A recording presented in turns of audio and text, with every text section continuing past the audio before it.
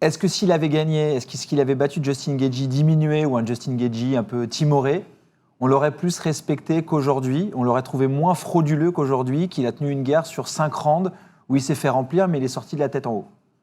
Moi, je pense pas. Je pense qu'aujourd'hui, il a quand même gagné au moins le respect du public, qui remettait en question beaucoup de choses et qui se disait ouais bon quand même, il a eu que des combats faciles, que ci, que ça.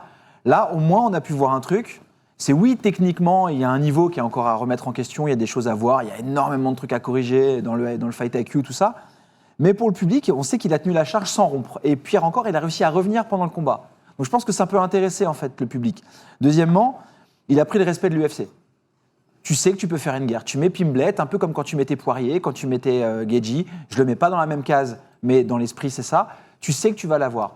Et enfin, il a confirmé ce qu'on pensait, c'est que les mecs de Liverpool se font pas mettre KO. Et ça, mine de rien, dans la tête des gens, même dans la tête de Gaethje, c'est la première chose qu'il a dit à la fin. Ah ouais, c'est vrai, il a raison, les mecs de Liverpool, on les met pas KO. Donc pour moi, il a perdu le combat, mais il a réussi en fait à gagner un peu en crédibilité. C'est une sorte d'upgrade. Au moins, il a marqué sa place dedans. Pour moi, techniquement parlant, il va prendre la place de Dan Hooker.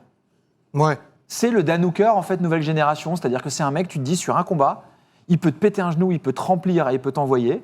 Et puis le combat d'après, il peut perdre un combat bêtement. Tu mets Fiziev, il est capable de te lancer un sidekick et de lui exploser le genou.